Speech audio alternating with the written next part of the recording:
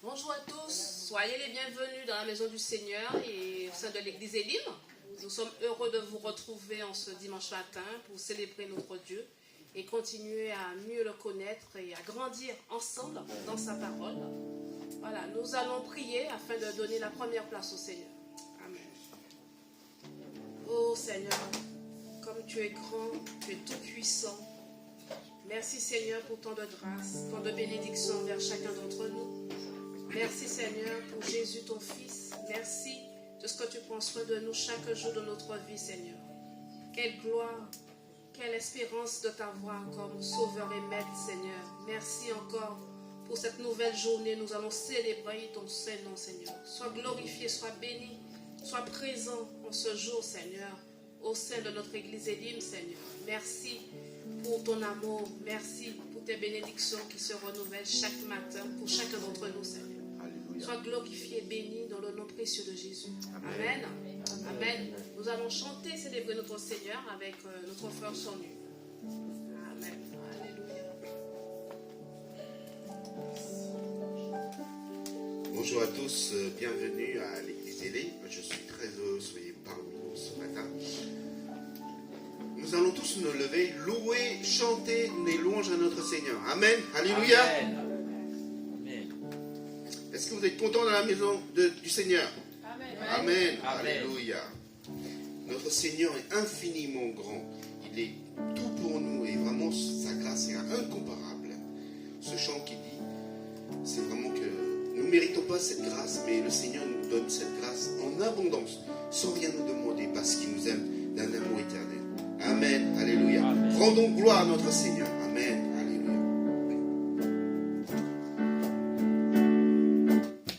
Qui brise le pouvoir de la mort, qui aime un amour si puissant, si fort, c'est le roi de gloire, il est le roi des rois.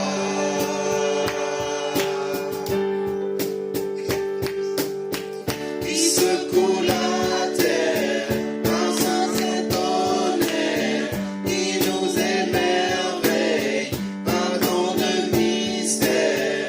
C'est le roi de gloire, il est le roi des rois.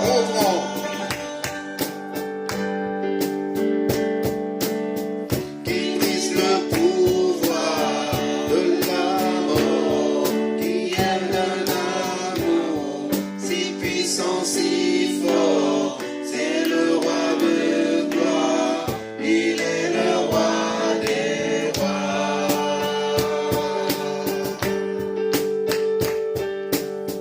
Qui secoue la terre en un tonnerre, qui nous émerveille par tant de mystères, c'est le roi de gloire, il est le roi des rois. Quelle grâce incomparable, quel amour infini, que tu aies pris ma croix, que tu sois mort pour moi. Tu as donné ta vie pour qu'enfin je sois libre. Oh Jésus, je te chante pour ce que tu as fait.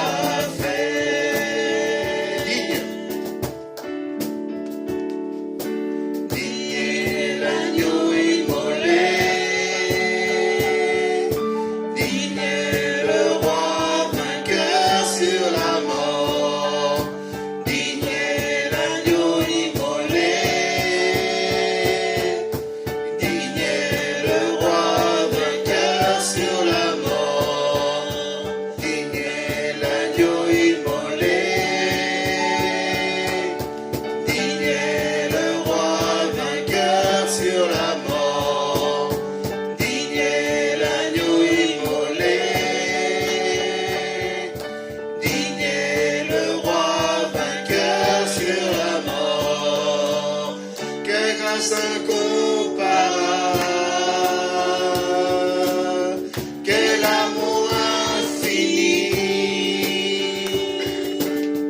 que tu aies pris ma croix, que tu sois mort pour moi.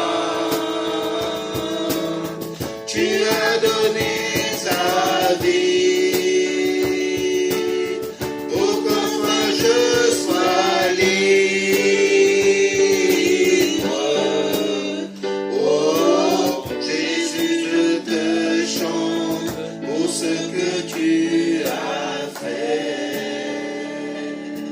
Alléluia, merci Seigneur. C'était bien fait Seigneur. Alléluia. Pardon Seigneur. C'est toi notre Créateur Seigneur. Tu as fait le ciel et la terre Seigneur, par ton pouvoir Seigneur. Merci encore Seigneur pour tout ce que tu nous donnes. Amen, amen. Infiniment grand. L'huile.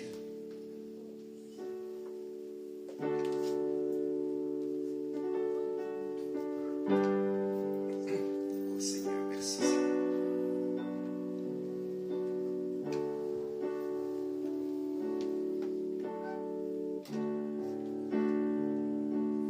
Quand je sonde.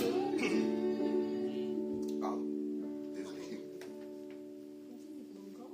Oui. C'est pour ça.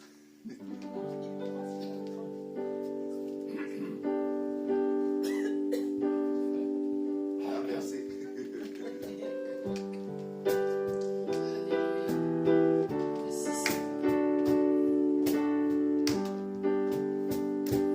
Quand je sens de l'hiver,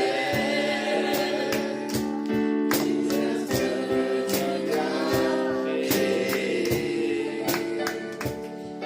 les océans, les mers, où me révèle ta majesté.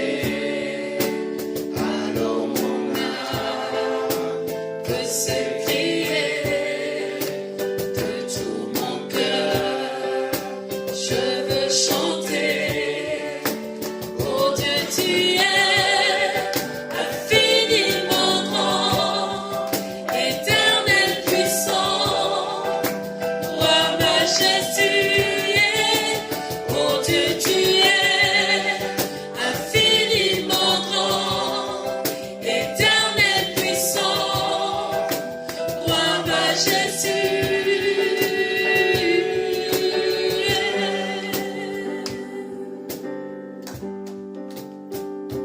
Quand je sens ce que tu m'as fait, que tu es révélé à moi,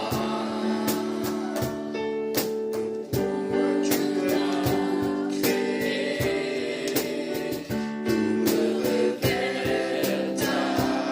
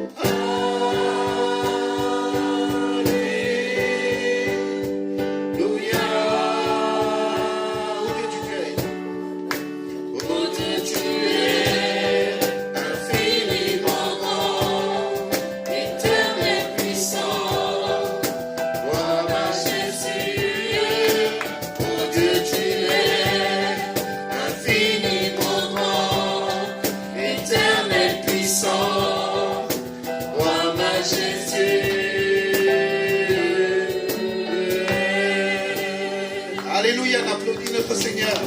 Merci Seigneur. Oh Seigneur, ton nom est si merveilleux Seigneur. Tu es merveilleux Seigneur pour chacun d'entre nous. Et tu es glorieux Seigneur. Et tu es victorieux Seigneur. Amen, alléluia. Ce nom si merveilleux.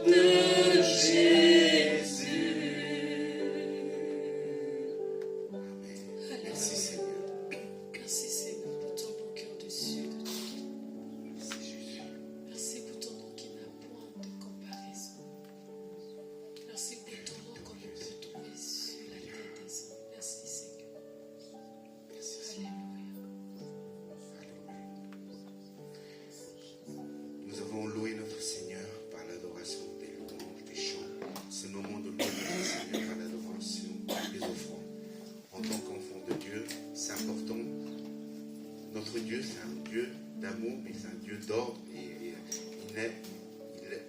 il aime que ses enfants soient obéissants à sa parole et à sa loi. Donc, et il nous a donné l'exemple déjà, il s'est sacrifié lui-même, sa propre personne, pour nous montrer le chemin du salut, et vraiment que nous puissions aider dans cette voie. Amen, alléluia. Nous allons interpréter le premier chant. Quelle grâce incomparable. On va chanter que le refrain, Cathy. Quelle grâce incomparable. Quelle grâce incomparable. Quel amour infini. Que tu aies pris ma croix. Que tu sois mort pour moi. Tu as donné ta vie pour qu'enfin je sois libre. Oh, Jésus, je te chante pour ce que tu as fait. Amen. Pour nos enfants. Merci Seigneur. Quelle grâce incomparable. Quelle grâce que tu nous as donnée, Seigneur. Cette grâce que nous ne méritons pas, mais que tu nous donnes en abondance, Seigneur, par le sacrifice vivant de ton Fils Jésus sur la croix. Merci encore, Seigneur, de bénir, Seigneur, toutes les personnes qui ont pu donner, Seigneur, et aider à ceux qui n'ont pas donné par la suite, Seigneur. C'est toi qui nous as donné l'exemple, qui nous a montré le modèle, Seigneur. Vraiment, Seigneur, qu'on puisse vraiment agir, Seigneur, être obéissant à ta parole et à ta voix, Seigneur. Vraiment, Seigneur, que cette bonne nouvelle qui est l'évangile, Seigneur, soit diffusée dans le monde entier, Seigneur. Vraiment, Seigneur, que nous puissions être aussi Élim, Seigneur, église de quartier, être des lumières dans ce quartier aussi, Seigneur. Merci, on sait, Seigneur, de mettre dans chacun d'entre nous cette fardeau, Seigneur, d'annoncer la bonne nouvelle, Seigneur, autour de nous, à travers nos proches, Seigneur, à travers nos amis, Seigneur, à travers nos familles, Seigneur, à travers nos collègues, Seigneur. Vraiment, Seigneur, que ta lumière resplendisse sur chacun de nos frères et sœurs qui sont ici. Merci encore à toi, qui est notre Dieu, qui est 3 fois saint. Alléluia. Nous te prions, nous te remercions. Au nom du Seigneur Jésus-Christ. Amen. Amen.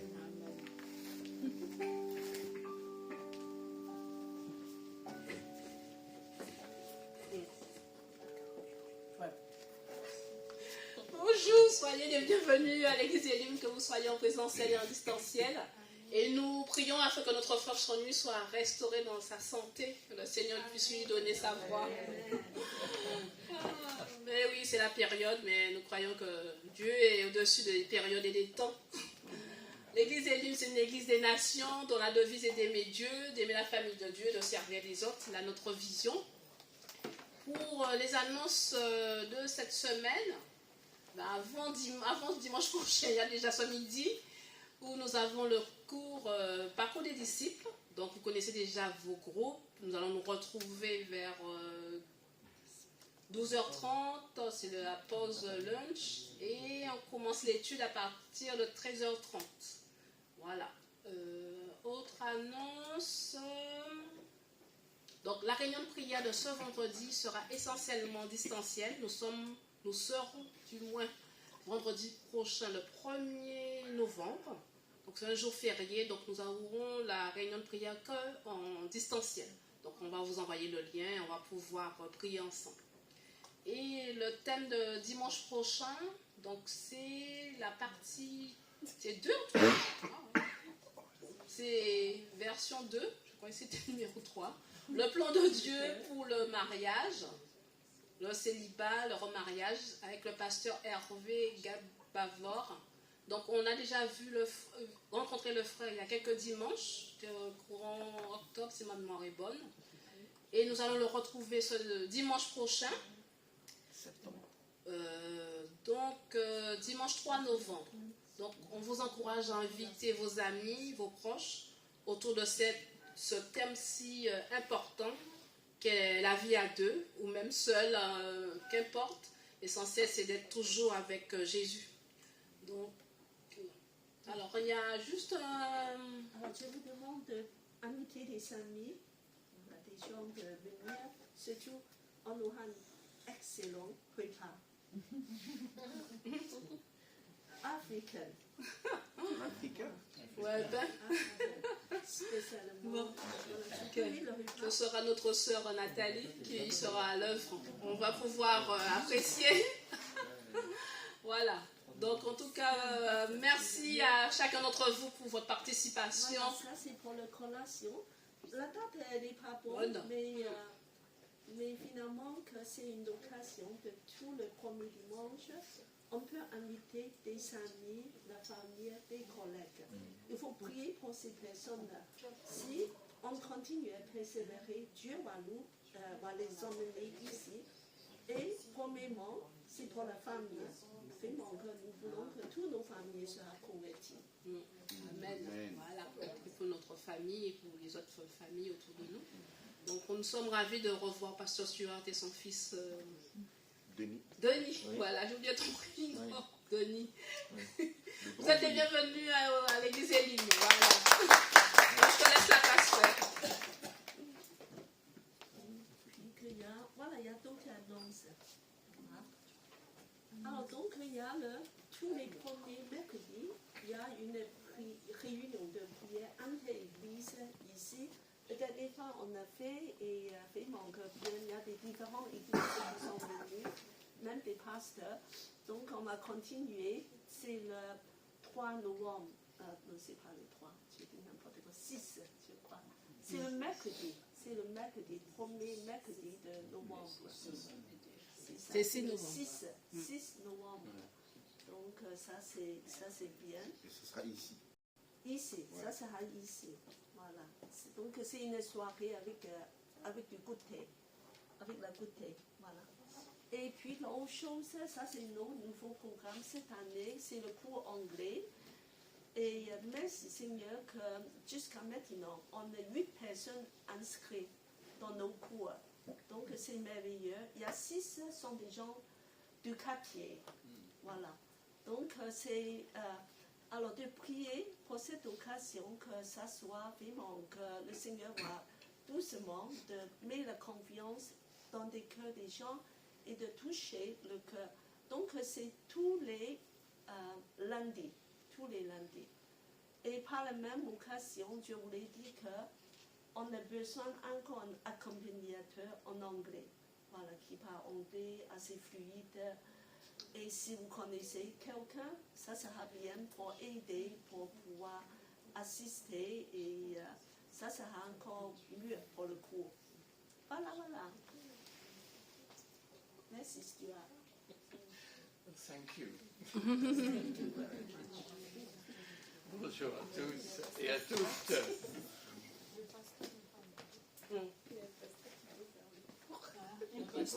Ah oui, vous pouvez faire le cours, vous. J'ai compris Le message. Les 2 pieds. Bon, on verra. J'espère que tout le monde ça va. Vous avez 1 heure de sommeil de plus, peut-être, non? Oui, on est passé l'heure d'hiver. Voilà. Bon, on va prier. Seigneur, donne à notre cœur le repos et le calme pour t'écouter. Nous avons pu t'adorer et beaucoup de choses dans les chants. Merci Seigneur. Merci de nous réserver ce matin quelque chose pour chacun de nous, là où nous sommes, sur notre chemin. Seigneur, il y a tant de sujets de prière qui ont été cités. Nous te les remettons et nous te les portons par Jésus-Christ notre Seigneur. Amen. Amen. Voilà. Bien. C'est ça. La prière d'Ézéchias, celle du Christ et la nôtre. Et en passant, je remercie, je pense que c'est Cathy qui a fait les PowerPoint. C'est toujours très apprécié. Et j'ai même réussi à les regarder. Alors nous allons faire, comme d'habitude avec moi, 2 lectures pasteur Stuart et je viens de temps en temps voilà, porter un petit peu secours à cette église. Donc, je vais vous rappeler tout à l'heure. On va lire les 2 passages, je pense. Il y en avait d'autres, mais 2, ça suffit. 2 Rois 19, 14 à 20. Donc, voilà, c'est la prière, en fait, du roi Ézéchias. Ah oui, j'avais une petite question. On a chanté le roi de gloire. On va voir. Qui est le roi de gloire? Voilà, oui. C'est pas la question que j'allais vous poser, parce que bon, c'était plus simple quand même. Je suis gentil. Hein. Non, mais je me suis dit que vous étiez en forme ce matin, parce que vous avez bien dormi. Dans quel livre de la Bible se trouve le titre roi de gloire? C'est pas difficile, parce que c'est le livre sur lequel je prêche souvent. Donc, ouais. Ça tient.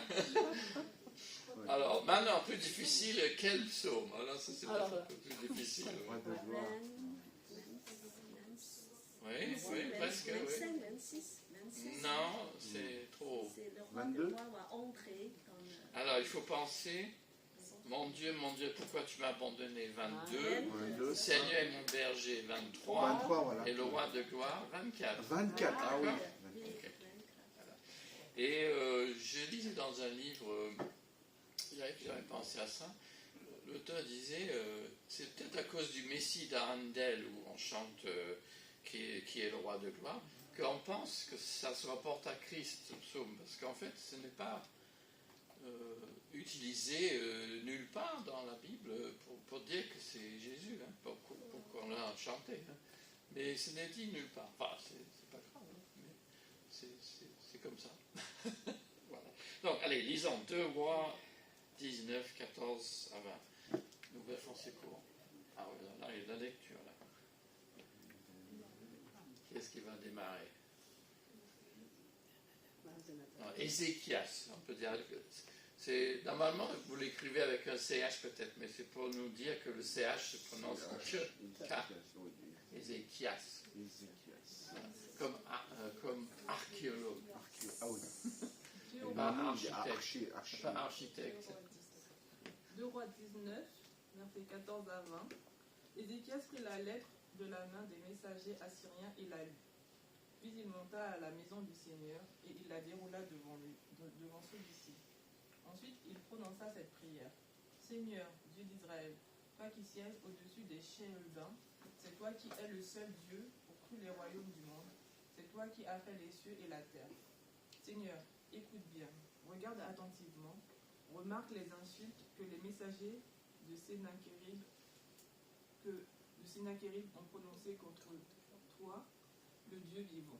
Il est vrai, Seigneur, que les rois d'Assyrie ont dévasté les populations et leurs territoires. Ils ont brûlé leurs dieux, ils les ont fait disparaître parce que ce n'étaient pas de vrais dieux, mais seulement des statues de bois ou de pierre fabriquées par des mains humaines. Maintenant, Seigneur notre Dieu, sauve-nous des griffes de Sennacherib.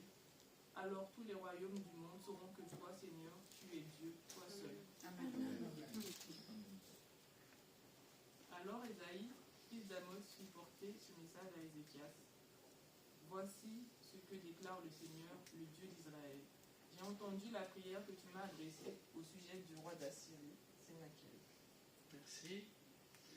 Bien lu. Alors, ensuite, oui, là, il y a Esaïe et c'est ça?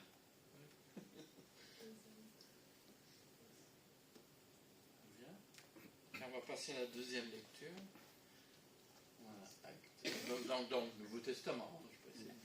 En fait, ce que je veux que vous remarquiez, que c'est chaque fois, je vais essayer de lire un passage de l'Ancien, un du Nouveau, et de les relier. Parce que les pasteurs ne font pas ça souvent. Moi, je pense que ça peut vous aider. C'est très bien, ce que tu fais, c'est très important parce que. Oui, parce qu'il y a acte 4.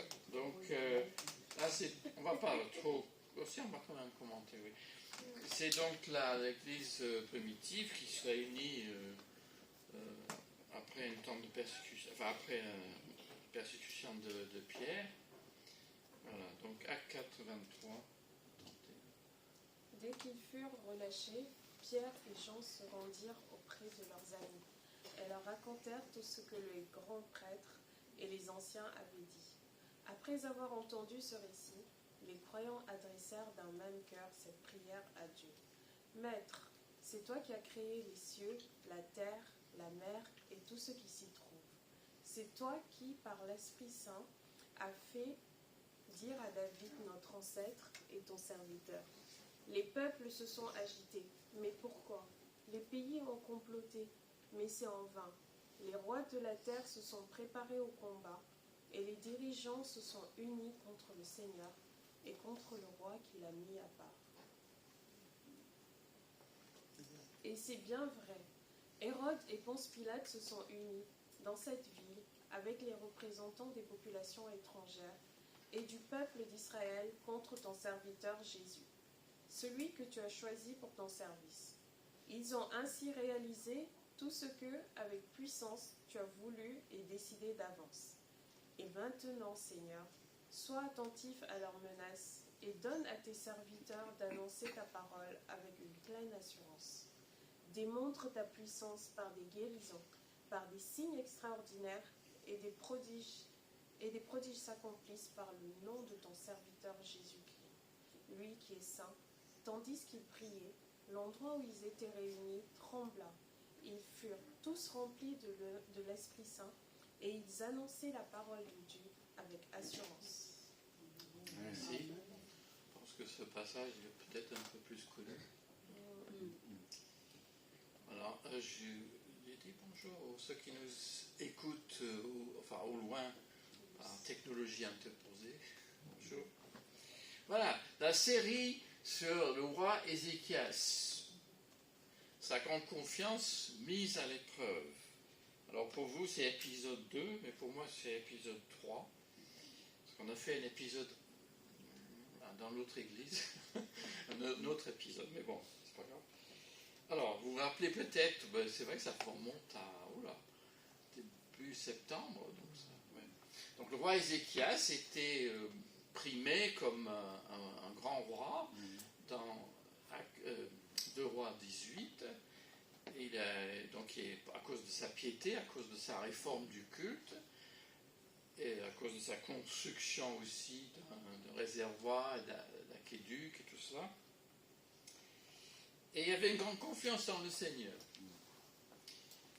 Mais cette confiance, donc, allait être mise à l'épreuve. Et mon épisode 2, on va peut-être le dire comme sa confiance était mise à l'épreuve par une menace du monde, c'est-à-dire les troupes assyriennes ont envahi Juda et ont capturé beaucoup de villes de Juda. Et Ézéchias est donc assiégé avec le petit reste de la population de Jérusalem et les armées assyriennes sont tout autour. Donc c'est une situation catastrophique, seulement qu'on puisse dire. Et j'avais fait un parallèle en disant que notre foi est menacée aussi par le monde. Et dans le discours de Ézéchias, de roi, c'était le chef, un aide de camp, qui avait fait un discours très arrogant. Donc vous pouvez relire ça, lire ça si vous souhaitez. Donc c'est Acte 18, voilà. Et là, nous arrivons à... Et donc on a vu que c'était par la parole... non, vous ne l'avez pas vu. C'est la parole de Dieu, par elle, que nous pouvons nous défendre.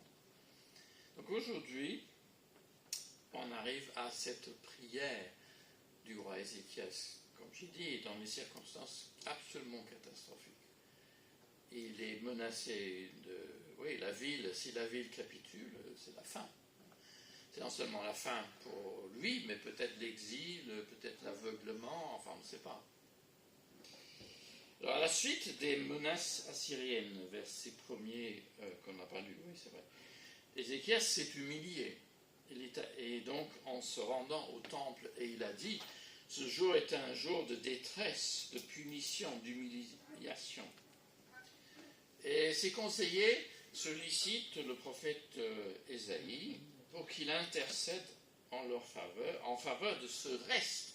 Donc, littéralement, le reste, d'abord, c'est une notion biblique, mais d'abord, c'est les survivants, le petit nombre qui est là à Jérusalem.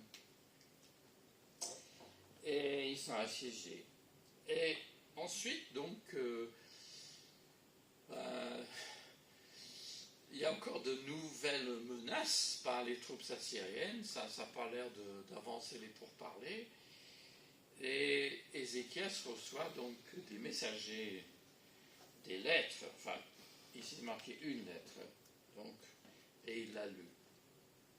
On suppose en fait que dans l'hébreu c'est un pluriel, donc on dit les actes parfois. Donc ce sont des demandes de reddition en but et de tribut, rédigées en araméen sur un parchemin que Ézéchias a déroulé donc par terre dans le temple. Alors cette démarche a souvent été prise dans la spiritualité évangélique comme en étant exemplaire, c'est-à-dire lorsque nous recevons des nouvelles, des mauvaises nouvelles, que ce soit une grosse facture imprévue ou une lettre de licenciement ou une convocation à la préfecture, que sais-je, déposons-la devant le Seigneur. C'est une manière de reconnaître que c'est lui qui a l'autorité sur notre vie. C'est une manière aussi d'extérioriser notre inquiétude pour une situation, un changement, que sais-je. Parce qu'il y a des moments dans votre vie ce matin, je sais, qui sont angoissants. Pour l'un, c'est d'être appréhendé un changement. Pour un autre, ça peut être une inquiétude que ça ne change pas. Ou pour d'autres, ça peut être, que sais-je, mais nous avons de ces situations. Et donc, ce que fait Ézéchias a souvent été pris comme un exemple de déposer nos fardeaux, de déposer une lettre comme ça devant le Seigneur. Alors, ça ne remplace pas la prière, évidemment, mais c'est l'acte déjà de s'ouvrir à Dieu, de dire, voilà Seigneur, voilà ce qui me trouble en ce moment, je le place devant toi parce que je ne sais pas quoi faire. Amen. Et là, nous avons donc cette prière au verset, à partir du verset 14, cette prière d'Ézéchias, en fait, dans les circonstances qui sont, c'est la fin du monde, enfin, on peut dire ça comme ça. Alors, vu la mention, et là encore, le CH, c'est un K, c'est pas les chérubins, c'est les, pas qu'on le dit, pour les, nos chers chérubins. En hébreu, c'est un K, donc c'est les chérubins. Mais bon, ça c'est un détail. Donc, pourquoi il a mentionné les chérubins? En fait, ça montre que, alors c'est un peu, même moi je ne le savais pas, donc il faut que je cherche dans la Bible, que Ézéchias a dû prier devant l'arche de l'Alliance. Parce qu'au-dessus, il y a les deux chérubins. Enfin, chérubins, c'est un pluriel, mais les deux chérubes. Alors, oui, parce que j'avais une marraine qui m'appelait toujours en anglais My Cherub. C'était un terme d'affection. Et donc, Ézéchias se tient donc devant on dit que c'est des anges, mais ça se discute, mais bon, peu importe, c'est créatures, allez, on va dire ça comme ça. Et pourquoi cette arche est important? Et pourquoi les chérubins c'est important? Parce qu'en fait, si on lit l'Exode, ça nous rappelle, parce que souvent on nous dit, le Seigneur est intronisé sur les louanges, sur les chérubins, etc., il siège. Mais en dessous du chérubin, il y a ce qu'on appelle le couvercle. C'est le lieu symboliser le pardon de Dieu. Donc là, la louange se repose sur le pardon de Dieu. Je trouve ça intéressant. Il n'y a pas de vraie louange si nous n'avons pas reçu le pardon, si nous n'avons pas reçu le Christ. Et alors Ézéchias se présente alors ça c'est intéressant aussi, on va développer, comme un roi juste. Mais qui est-il d'aller se présenter devant Dieu et de prier pour son peuple? David l'a fait pareillement avant lui, et Salomon aussi, lorsqu'il y avait les dédicaces du temple. Parce que, pourtant, ce sont des rois. Mais chacun de ces trois rois-là, David, Salomon et Ézéchias, agit en tant que roi, mais il prend un rôle de sacrificateur, de grand prêtre. Parce que normalement, ça devrait être le grand prêtre qui conduit la prière. Je peux dire. C'est son rôle. Mais là, Ézéchias, comme David et Salomon, dans ces occasions, a cumulé les deux. Il est donc un roi sacrificateur. Et lui, il représente le peuple de Dieu devant le Seigneur. Alors, pourquoi je dis cela? Ceux qui connaissent un peu la Bible, vous avez deviné, mais en fait, c'est l'idée de l'ombre d'une réalité qui est meilleure. La réalité meilleure, c'est que nous avons, on a chanté beaucoup ce matin que Jésus est roi. On ne chante pas beaucoup qu'il est grand prêtre, hein. Ça me frappe toujours. Donc Jésus, c'est sa réalité de son ministère. Jésus est à la fois roi et grand prêtre. Donc je vois dans Ézéchias une ombre de la réalité qui vient en Jésus-Christ. Et donc sa prière, oui, il faut que je m'accélère un peu. Sa prière donc est une louange au début, hein, mais c'est aussi une plainte.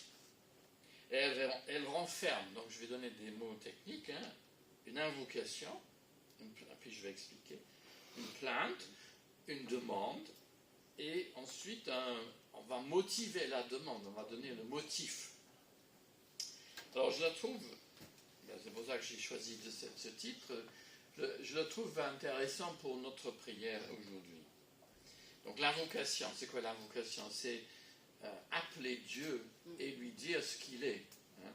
Donc on le sait, on le fait sans même penser à le mot invocation. Donc ça ressemble à un hymne. Ici on a Seigneur Dieu d'Israël. Voilà, à un moment où il prie, il n'y a plus Israël. Hein? Il n'y a que Juda et encore ce qui reste, c'est juste les habitants de Jérusalem. Donc ici, ça ne peut pas être le pays, c'est le peuple. C'est le peuple élu. Dieu, notre Dieu, Seigneur, Dieu d'Israël, Dieu de ton peuple, Dieu de Jacques. Tu sièges au-dessus des chérubins. Donc j'avais dit ça évoquait la construction de l'arche en Exode. Mais elle souligne donc cette relation de pardon et d'alliance. C'est pas rien quand même. On ne vient pas à Dieu comme ça parce qu'on a envie. On vient à prier Dieu au nom de son peuple ou pour son peuple. Parce qu'on est soi-même sacrificateur. On est dans l'alliance et on a reçu le pardon de Dieu. Donc qu'est-ce qu'il fait à Ézéchias? Il vient en louant et en confessant la foi d'Israël. C'est toi qui es le seul Dieu. Alors, c'est extraordinaire. Pour tous les royaumes du monde. Là, il est petit roi là, sur un bout de terre, hein, il n'y a presque rien. Et il ose dire, le Seigneur est le seul Dieu pour tous les royaumes du monde. Et c'est toi qui as fait les cieux et la terre. Ça, c'est la foi. Hein? Donc pour lui, et seul l'Éternel est le créateur de l'univers, le Dieu unique pour tous les peuples. Et c'est vrai que c'est ça qui distingue le peuple juif de tous les autres. Ils ont toujours eu cette idée. Ça défie l'idée que toutes les religions se valent. Je crois que c'est en Mélanésie, je n'ai pas eu le temps de vérifier, mais qu'il y a des adorateurs de grenouilles. Donc c'est pour ça, on ne peut pas dire que toutes les religions se valent. Parce que c'est pas pareil, adorer des grenouilles et adorer quelqu'un qu'on ne voit pas. Enfin, vous verrez ça peut-être. Mais c'est ce qu'on appelle cette foi étonnante, monothéiste. Mono, un seul théisme, un seul Dieu. Bon, et c'est là qu'on trouve aussi les deux thèmes de création et le seul Dieu. C'est sûr qu'ils vont ensemble, parce que si dans la mythologie grecque et romaine, qu'on connaît si bien en France, et les dieux et tout ça, finalement les gens, on en parle, hein, parce qu'on a toujours les noms tout est nommé en France avec des noms de dieux romains ou de dieux grecs. Hein. Mais ces dieux-là ne sont rien, ils n'ont pas créé le monde. les 3 religions du livre partagent cette conviction. Elles nous distinguent aussi. Je vous dis des choses comme ça parce que ça peut vous aider à parler avec vos voisins, avec ceux qui vous entourent. Parce que les gens disent, oh ben, toutes les religions, c'est toujours la guerre. De toute façon, entre l'une et l'autre, non. C'est pas si... Alors, entre choisir d'adorer des grenouilles et, je ne sais pas, le Seigneur des mouches, c'est pas pareil. Hein? Donc, c'est important parce que dans nos chants et nos prières, nous disons des choses sur Dieu, sur ce qu'il est. Et il faut que ça soit clair pour nous ce qu'il est, et pas simplement ce qu'on chante le dimanche matin. Amen. Parce que d'affirmer que seul Dieu est le créateur, bon, ça n'implique pas ce qu'on appelle le créationnisme, hein, qu'on prenne ça littéralement en 7 jours. Enfin, c'est pas mon propos. C'est le propos et ce qui est commun à tous les chrétiens, des juifs aussi, puis des musulmans, que Dieu est le créateur de l'univers. Et ensuite, nous venons à cette plainte. Alors là, c'est peut-être la partie la plus inhabituelle pour nous, parce qu'elle n'est pas très présente dans notre piété. Mais ça revient dans toute la prière de ce matin. Vous avez cette... En fait, c'est une sorte d'exposé de la situation. Alors, on a chaque fois dans la traduction, Seigneur, alors j'aime bien, Seigneur, écoute bien, regarde attentivement. Là, c'est dit posément, mais on imagine la panique intérieure du roi Ézéchias. Hein. C'est Seigneur, mais regarde ce qui est en train de se passer, fais quelque chose. C'est ça, hein. C'est ça. C'est une manière, c'est-à-dire qu'il est tout à fait légitime de dire à Dieu ce qui ne va pas.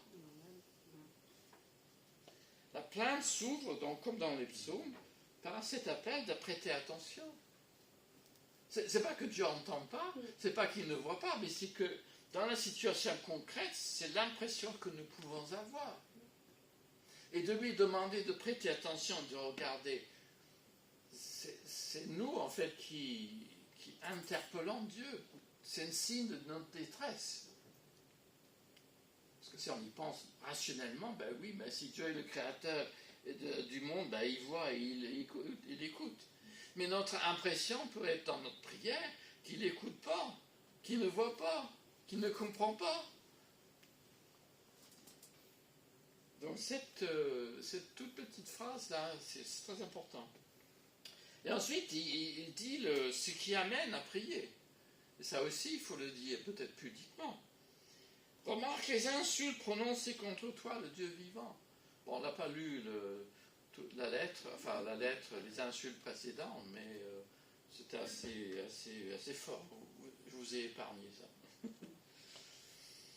Il n'informe Dieu en rien, bien entendu, mais il identifie ainsi le défi lancé contre le seul vrai Dieu, le Dieu vivant, par rapport aux idoles. Mais il lamente, il est obligé de la mettre parce que c'est la vérité. Hein, sa prière, elle est tout à fait honnête. Oui, mais c'est vrai que les troupes assyriennes ont dévasté les populations, ils ont détruit les divinités locales. Sous-entendu, s'ils l'ont fait pour les autres peuples, pourquoi ils ne le feront pas contre nous? Hein, c'est la logique de l'histoire aujourd'hui. Mais ce n'est pas une fatalité.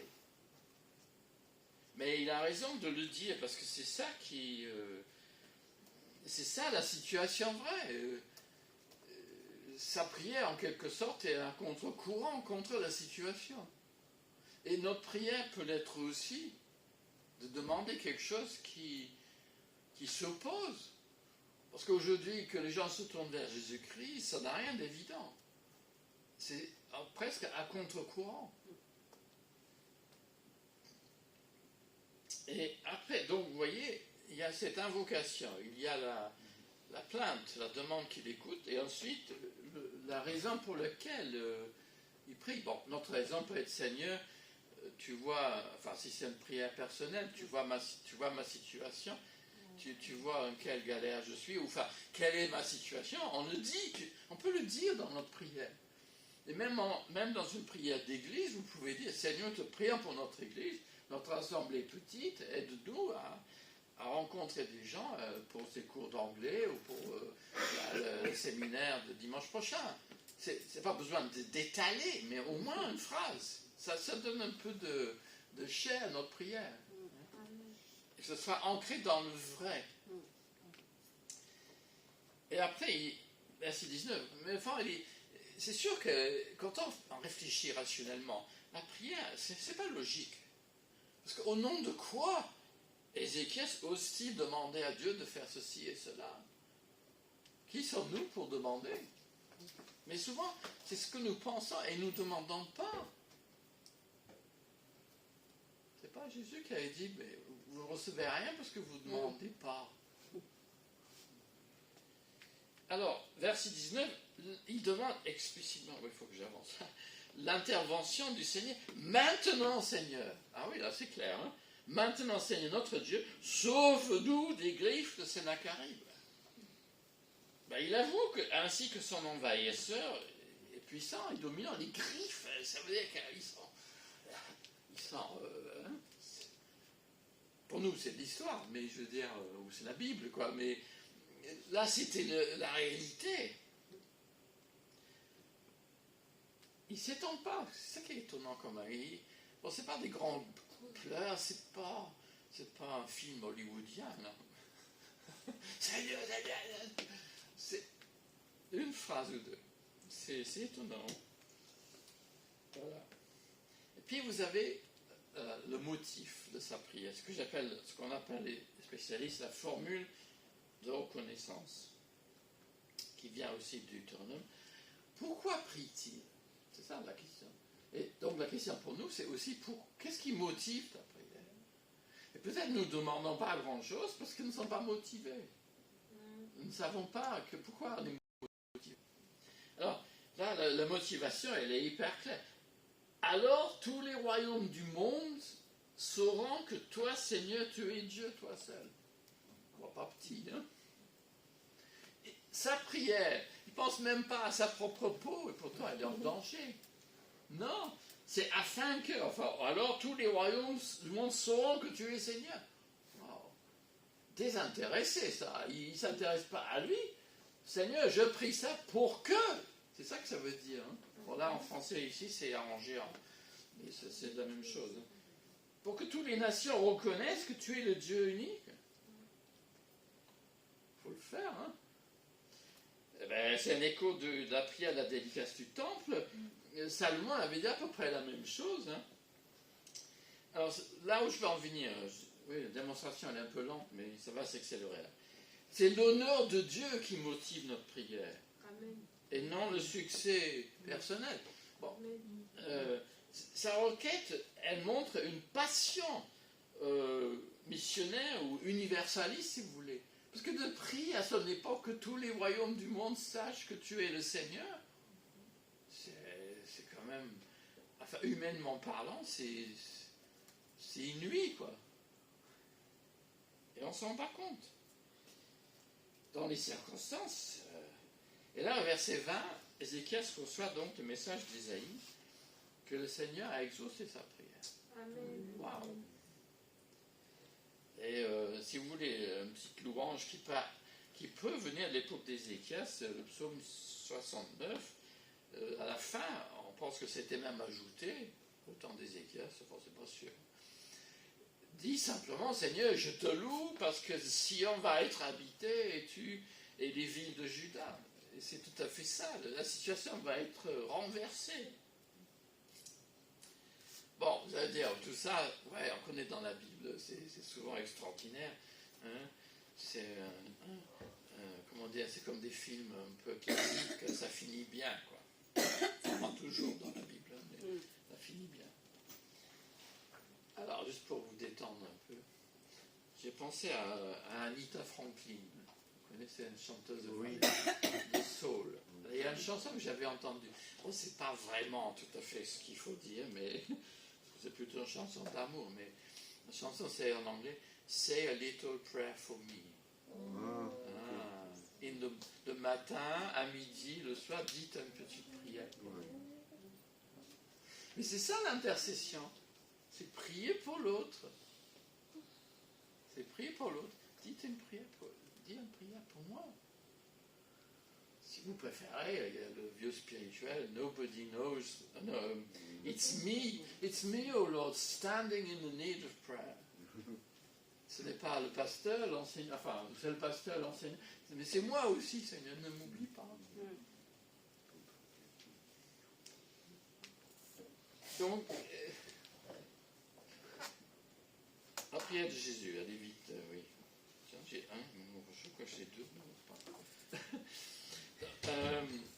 J'avais un prof du Nouveau Testament qui s'appelait Samuel Benetro. Il a écrit c'est un livre que j'ai gardé parce que c'est assez étonnant. C'est un peu dense, mais c'est inhabituel. Il a nommé ça les prières de Jésus. Et il examine toutes les prières dans les évangiles de Jésus lui-même. Et c'est pour me dire qu'en fait, l'intercession de Jésus, souvent on pense que oui, mais c'est depuis l'ascension. Mais non. Jésus a prié aussi. Pour qui a-t-il prié, Jésus? J'ai entendu là. Pierre, oui, au moment où il a flanché, ouais. Enfin, juste, ouais.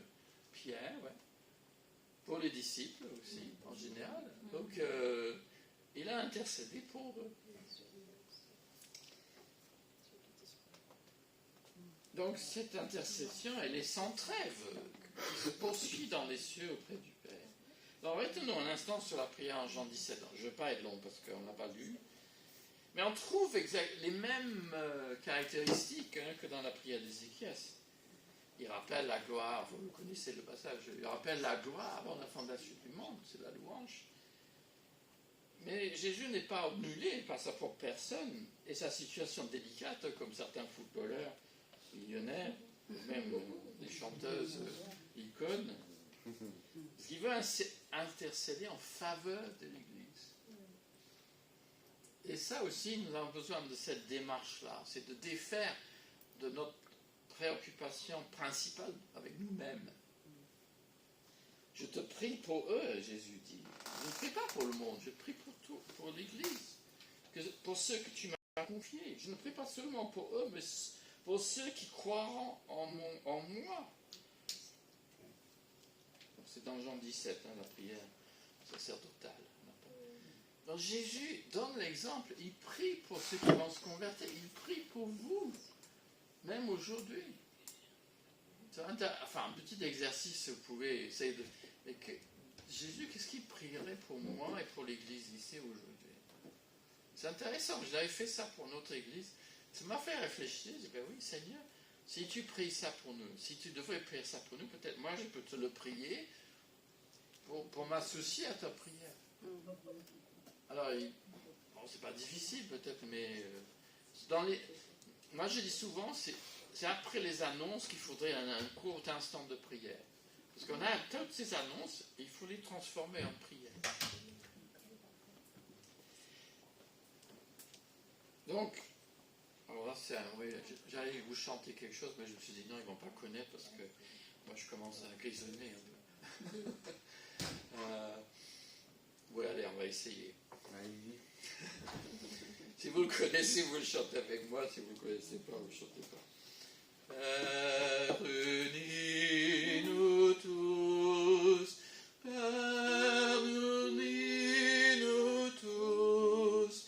Que le monde croit à ton amour. Père, unis-nous tous. Vous voulez essayer avec moi? Père, unis-nous tous. Encore une fois. Père, unis-nous tous. Que le monde croit à ton amour. Père, unis-nous tous. Vous reconnaissez? Non. Non, vous l'avez appris? Ah ben c'est bien. Alors, bon, on va voir bien si vous l'avez appris, parce que je vais changer les paroles. Juste une... Alors, Père, unis-nous tous, afin que le monde croie. C'est très bien, ça. Hein, c'est dans Jean 17. Et après, en français, c'est quoi? À son amour. Mais ça, c'est pas tout à fait ce que dit le texte biblique. Donc, on va chanter Père uni, nous te donnons, afin que le monde croie en Christ, ton Fils. Parce que ça rapproche un peu plus du texte. Okay. On essaye ça? Père uni, nous tous, Père uni, nous tous, que le monde croit en Christ, en Fils, Père uni, nous tous. Bien, très bien. Donc ça dit très bien ce que je suis en train de dire. Ézéchias et Jésus, afin que le monde croie. Et on le précise, en Christ, ton Fils. Pour le salut du monde. C'est ça le but de la mission de Jésus, et c'est ça le but de sa prière pour l'Église. Ce n'est pas, Seigneur, donne-nous quelques casseroles de plus. Ah, il manque des couteaux dans la cuisine. Enfin, vous voyez, enfin, c'est important aussi, mais je veux dire, vous voyez là, on est peu collé au sol, quoi. Seigneur, donne-nous un balai, là. Ça sera pour chez moi. Alors, notre prière, parce que c'est ça, là, en fait, où on veut venir avec tout ça. Notre intercession. Donc, la prière en acte 4, qu'on avait lu, elle est assez courte, en fait. Hein. Elle est d'un seul cœur. Je me suis toujours demandé comment ils ont fait. Parce que ça veut dire que c'est unanime. Comment ils ont prié? Est-ce qu'ils ont redit les paroles tous ensemble? Je ne sais pas. On voit très bien les mêmes choses. Invocation, plainte, demande et la motivation. Alors ils se réalisent discrètement parce que Pierre et Jean, ils ont été menacés. Il ne faut pas continuer à prêcher en son nom. Hein. C'est ça que donc là, ils sont sur verse. Hein. La louange affirme que Dieu est le souverain sur la création, même chose. Hein. Maître, c'est toi qui as créé les cieux et la terre, j'allais dire les océans, mais ça c'est le champ, la mer et tout ce qui s'y trouve. Là c'est une citation de psaume aussi. Hein. Je sais pas vous. Ah oui, c'est le 24. Ah oui, donc c'est le. Ah, j'ai tort là. Donc le 24 est quand même cité. Oui, c'est dans le psaume 24. Ensuite, vous avez un psaume, là vous devez savoir quand même de mémoire. Le psaume cite un autre psaume, le acte cite un psaume messianique. En disant, mais pourquoi les nations s'agitent-elles, etc. Alors là, c'est quel psaume? 2. Oui, merci. Ouf, elle vous a sauvé l'honneur. Oui, c'est psaume 2. Voilà. Donc, en l'appliquant à Jésus-Christ. Donc, comme pour Ézéchias, alors vous avez encore, sois attentif à leurs menaces. Vous voyez. Après quoi intervient la demande? Donne à tes serviteurs d'annoncer la parole avec une pleine assurance. On pourrait dire, paraphraser pour vous, donne à cette église de mener les cours d'anglais, le séminaire, de pouvoir inviter nos proches, et donne à ceux qui doivent parler, de parler avec clarté et certitude. Hein, c'est ça, démontre ta puissance. Enfin, après, il y a une suite de motivation, c'est démontre ta puissance par des guérisons et des signes extraordinaires et des prodiges. Évidemment, ça c'était hyper nécessaire à l'époque de Jésus. Je ne vais pas être dans le détail, mais le Seigneur, il lui plaît de confirmer sa parole par la manière qu'il choisit. Je n'insiste pas sur il fait ce qu'il veut. Mais en fait, ce n'est pas ça le plus important, bien que ce l'ait dit clairement, et c'est nécessaire pour les apôtres. Mais nous, on pourrait ajouter, ça n'est pas clairement dit, mais c'est sous-entendu à mon avis, afin que les juifs et les non-juifs croient que Jésus est le Messie. C'est ça le but, c'est pas simplement qu'il y ait des signes, mais c'est pour que les gens croient. Bon, on le sait bien que les signes, parfois, ça a double tranchant, mais même dans le ministère de Jésus. Mais le but de leur prière, c'est en fait qu'on puisse continuer à exister et de prêcher l'évangile et que les gens croient, même s'ils ne le disent pas en toutes lettres. C'est le même principe. Donc notre prière d'église, c'est ça aussi. Oui, bien sûr, je ne veux pas dire que ce n'est pas légitime que chacun prie pour lui-même et pour sa situation, même bien entendu.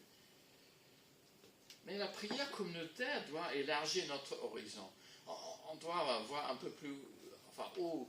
C'est pas pour dire que l'autre est moins important, mais en communauté, il faut penser à ce qui mobilise et réunit la communauté. Parce que les prières personnelles pour ma tante machin, ou pour mon bac, ou je sais pas, là ça dépend qui c'est. Hein.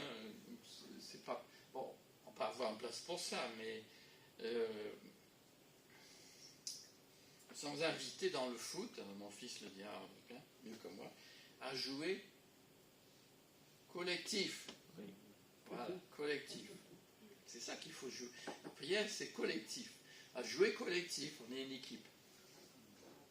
Et l'église locale, donc, doit être motivée afin que le monde croie. Donc on doit, comme dans toutes ces trois prières, retrouver cette passion, ce désir de voir Dieu agir. Et puis peut-être cet aspect un peu terre-à-terre de dire la plainte, et même de dire, Seigneur, ben, écoute, entends bien, s'il te plaît, est-ce que tu vois, est-ce que tu comprends? Mais surtout cette motivation, ce souci pour l'Église, pas seulement locale, hein, et l'annonce de l'Évangile. Et donc, vous allez me dire, oui, tout ça c'est génial. Mais en fait, si Dieu ne remplisse pas notre cœur de son amour, et ne nous équipe pas, il va nous équiper, il va nous remplir notre cœur. Donc c'est ça la prière d'abord.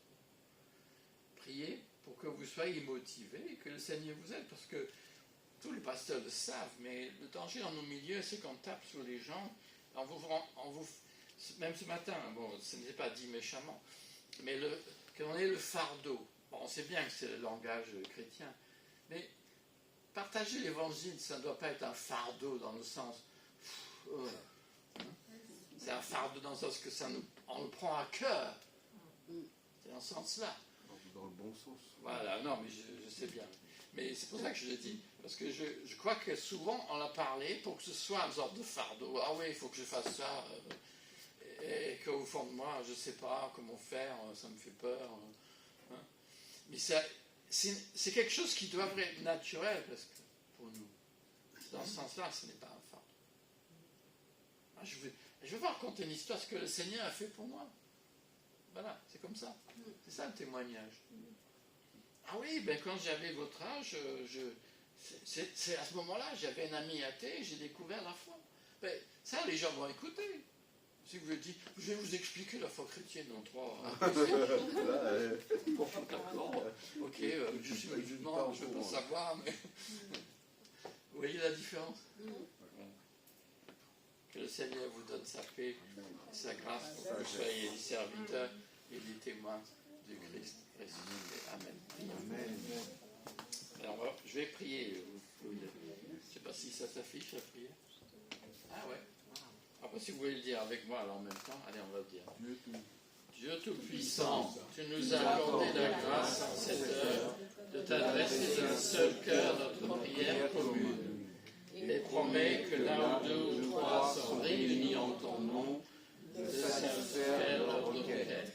Maintenant, Seigneur, veuille réaliser les souhaits et les demandes de tes serviteurs, selon ce qui aurait le plus à propos pour eux. Et nous octroyer dans ce monde l'intelligence et la vérité, et dans le monde à venir, la vie éternelle. Et le peuple de Dieu a dit Amen. Amen. Voilà. Merci.